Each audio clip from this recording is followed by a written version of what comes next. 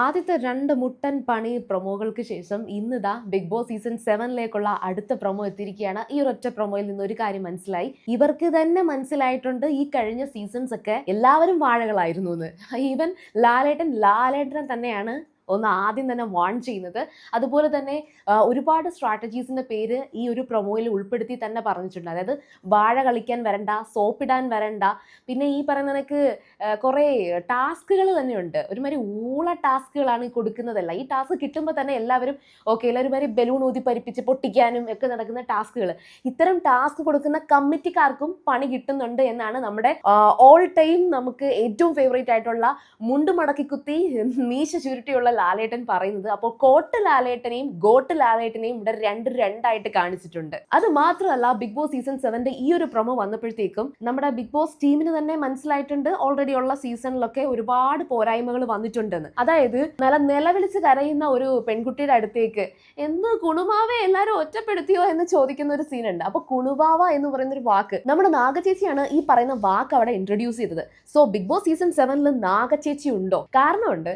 ഈ അടുത്തിടയ്ക്ക് ഞാൻ സോഷ്യൽ മീഡിയയിൽ നാഗചേച്ചിയുടെ ഒരു വീഡിയോ കാണാനിടയായി. പുള്ളിക്കാരി വളരെയധികം ആക്റ്റീവായിട്ട് പഴയ ആ ഒരു എന്താ പറയാ കുറച്ചുകൂടെ വെറുപ്പിക്കുന്ന, അല്ലെങ്കിൽ മറ്റുള്ളവർ പറയുന്ന കണക്കുള്ള വെറുപ്പിക്കലൊന്നും ഇല്ലാതെ ഒരു ഷോറൂമിന്റെ ഉദ്ഘാടനത്തിന് വന്നിരുന്നു. അപ്പോൾ ഒരു കൊച്ചുകുട്ടി വന്നിട്ട് നമ്മുടെ നാഗചേച്ചിയുടെ കവിളിൽ ഉമ്മ കൊടുക്കുകയും ആ ഉമ്മ കൊടുക്കുന്ന സമയത്ത് നാഗചേച്ചിയുടെ മുഖത്തുണ്ടാകുന്ന ഒരു കുറെ ഫീലിങ്സ് ഒക്കെ ഉണ്ട്. അതൊക്കെ ഞാൻ ശ്രദ്ധിച്ചിരുന്നു പോയി. അപ്പോൾ ഇത് ഒക്കെ ഈ പറഞ്ഞതൊക്കെ നാഗചേച്ചിക്ക് ഒരു പുതിയൊരു വേർഷൻ കാണിക്കുന്നതാണോ? പിന്നെ പേഴ്സണലി ഞാൻ പറയുകയാണെങ്കിൽ നാഗചേച്ചി ബിഗ് ബോസിൽ വരണം. കാരണം നമ്മൾ ഈ കാണുന്ന ഈ സോഷ്യൽ മീഡിയയിലൊക്കെ വളരെയധികം ചീത്ത വിളിച്ചും വളരെയധികം നെഗറ്റീവ് ഒക്കെ കമന്റ്സ് ഒക്കെ പറഞ്ഞും ഒക്കെ ഇരിക്കുന്ന പലർക്കും ശരിക്കും അവർക്ക് മറ്റൊരു ഫേസ് ഉണ്ട്. അവരെന്തുകൊണ്ട് അങ്ങനെയായി? നാഗചേച്ചി സ്റ്റാർട്ട് ചെയ്തത് അവരൊരു നാഗദൈവമാണ് എന്ന് സെൽഫായിട്ട് ഇൻട്രൊഡ്യൂസ് ചെയ്തുകൊണ്ടാണ് ഈ സോഷ്യൽ മീഡിയയിലേക്ക് വന്നത്. പക്ഷെ സോഷ്യൽ മീഡിയയിൽ നിങ്ങൾ കാലെടുത്ത് വെച്ച് കഴിഞ്ഞാൽ നിങ്ങൾ പോലും പ്രതീക്ഷിക്കുന്നതായിരിക്കത്തില്ല പിന്നെ അവിടെ സംഭവിക്കുക. സോ അത്തരത്തിലൊരു വ്യക്തിയായിരുന്നു നാഗചേച്ചി. അപ്പോൾ ബിഗ് ബോസിൽ നാഗചേച്ചി വരികയാണെങ്കിൽ ഇനി എന്തൊക്കെയായിരിക്കും, ആരൊക്കെയായിരിക്കും നാഗചേച്ചിക്കൊപ്പം ഫൈറ്റ് ചെയ്യാന്നുള്ളതൊക്കെ നമുക്ക് കാത്തിരുന്ന് കാണാം. അടുത്തതായി വാഴ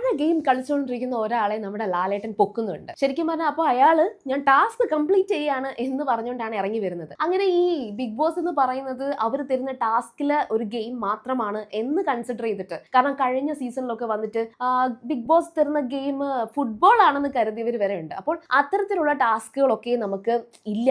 അത് ഇത്തവണ കമ്മിറ്റിക്കാരുമായിട്ട് സംസാരിച്ച് ലാലേട്ടൻ തന്നെ ഇല്ലാണ്ടാക്കും എന്നാണ് ഞാൻ പ്രതീക്ഷിക്കുന്നത്. ഇല്ലാതാക്കണം. കാരണം എന്ന് വെച്ചാൽ വളരെ നന്നായിട്ട് ഫൈറ്റ് ഒക്കെ ചെയ്ത് എല്ലാവരും ഇങ്ങനെ പൊക്കോണ്ടിരിക്കുമ്പോഴായിരിക്കും പെട്ടെന്ന് കൊണ്ടുവന്നിട്ട് ആരെവിടെ രാജാവ്, പിന്നെ രാജ്ഞി, പിന്നെ കുറെ കോമാളികൾ, അതിന്റെ ഒന്നും ആവശ്യമില്ല. അവർക്ക് റിലേറ്റ് ചെയ്യാൻ പറ്റുന്ന മേ ബി ആ ഒരു സിറ്റുവേഷൻ അനുസരിച്ച് അന്നേരം ടാസ്ക് പ്ലാൻ ചെയ്ത് കൊടുക്കാൻ കഴിയണം. അപ്പോഴേ ആ ഒരു പ്രോഗ്രാം അല്ലെങ്കിൽ ആ ഒരു ഷോയ്ക്ക് ഒരു എനർജി ഉണ്ടാവുകയുള്ളൂ.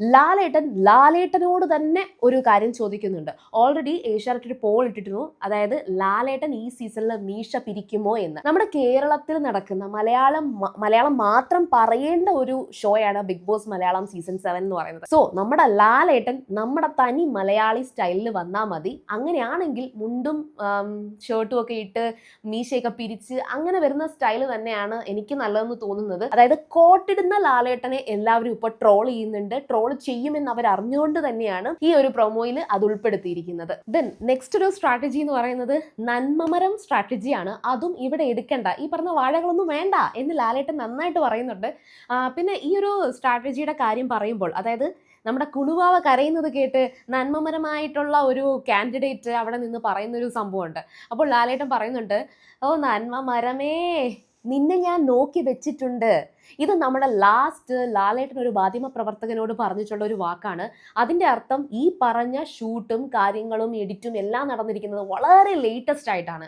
സോ ഇപ്പോൾ ഈ നടക്കുന്ന പ്രഡിക്ഷൻ ലിസ്റ്റുകളൊന്നും ഒരാൾ നമ്മുടെ ചാനലിൽ ചോദിക്കുകയും ചെയ്തു, സെലിബ്രിറ്റീസിന്റെ പ്രഡിക്ഷൻ ലിസ്റ്റ് ഒക്കെ കംപ്ലീറ്റ് ചെയ്തോ അല്ലെങ്കിൽ അവർ കൺഫേം ആയോ എന്ന്. ഇല്ല, അവർ കൺഫേം ആകാൻ ഇനിയും പറ്റില്ല. കാരണം എന്ന് വെച്ചാൽ വളരെ ലാസ്റ്റ് ടൈമിലായിരിക്കും ചില മാറ്റങ്ങളൊക്കെ ഉണ്ടാകുന്നത്. അതാണ് നമ്മൾ ഒരുപാട് എക്സ്പെക്ട് ചെയ്ത് വെക്കുന്ന ഒരാൾ ചിലപ്പോൾ ഉണ്ടാകില്ല. നമ്മൾ ഒട്ടും എക്സ്പെക്ട് ചെയ്യാത്ത എന്നാൽ വലിയ സെലിബ്രിറ്റി ആയിട്ട് നമ്മൾ കാണുന്ന ഒരു വ്യക്തി ഉണ്ടാകാനും സാധ്യതയുണ്ട്. ഞാൻ ഓൾറെഡി ഒരു വീഡിയോ പോസ്റ്റ് ചെയ്തിരുന്നു. അതായത് ബിഗ് ബോസ് മലയാളത്തിലെ സീസൺ 1 തൊട്ട് 6 വരെ ഈ പറയുന്ന മത്സരാർത്ഥികളൊക്കെ ഉപയോഗിച്ചിട്ടുള്ള കാർഡുകളെ കുറിച്ച്. അതിൽ ലാലേട്ടൻ അത് വളരെ സ്പീഡിൽ പറയുന്നുണ്ട്.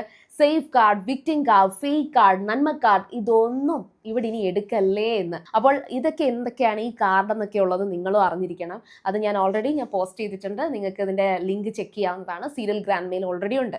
അപ്പോൾ നമ്മൾ പറഞ്ഞു വന്നത് ഈ പറയുന്ന കാർഡുകളൊന്നും ഇനി എടുക്കണ്ട. അത് മാത്രമല്ല ഈ സേഫ് ഗെയിം ഒക്കെ കളിച്ചു വരുന്നവര് സക്സസ് ആയിട്ടുണ്ട്. ഓഫ് കോഴ്സ് ഞാനും സമ്മതിക്കുന്നുണ്ട്. കാരണം കഴിഞ്ഞ പല സീസണിലും സേഫ് ഗെയിം കളിച്ച് അവസാനം വരുമ്പോഴത്തേക്കും പിന്നെ കൂട്ടത്തില് യവനേ ഉള്ളൂ എന്ന് കരുതി വോട്ട് ചെയ്ത് ജനങ്ങള് മത്സരത്തിൽ അവരെ ജയിപ്പിക്കാറുണ്ട്. അത്തരത്തിലൊന്നും നിങ്ങൾ ഗെയിം കളിക്കണ്ട. നിങ്ങൾ കളിക്കാൻ തന്നെയാ വന്നത്. പിന്നെ നിങ്ങൾ പച്ചയായ മനുഷ്യനായിട്ട് നിൽക്കണം എന്നൊന്നും പറയുന്നില്ല. പക്ഷെ ആ ഗെയിമിൽ നിങ്ങളായിരിക്കണം. സെലിബ്രിറ്റീസ് ഒക്കെ അവരിൽ ഓൾറെഡി ഉള്ള ഫെയിം വെച്ചിട്ട് നന്നായിട്ട് കളിക്കാൻ ശ്രമിക്കും. പക്ഷെ നിങ്ങൾ ആരും ഒരുപാട് ഫെയിം ഒന്നും ആയിരിക്കത്തില്ല. ചിലപ്പോൾ നിങ്ങൾക്ക് സോഷ്യൽ മീഡിയ പ്രസൻസ് ഒന്നും ഉള്ള വ്യക്തിയേ ആയിരിക്കത്തില്ല. സോ അങ്ങനെയൊക്കെ ഉള്ള നിങ്ങളാണെങ്കിൽ നന്നായിട്ട് തയ്യാറെടുക്കുക. പിന്നെ എന്നെ വിളിച്ചില്ലല്ലോ എന്ന് പറഞ്ഞ് സമയം കളയാതെ അതിന്റെ ഒരു വീഡിയോ ഞാൻ അപ്ലോഡ് ചെയ്തിട്ടുണ്ട്. നിങ്ങൾ അത് കാണുമ്പോൾ നിങ്ങൾക്ക് മനസ്സിലാവും. നിങ്ങൾ ആ ഒരു ഇന്റർവ്യൂവിന് വേണ്ടിയിട്ട്, അതൊരു ഇന്റർവ്യൂ ആണ്.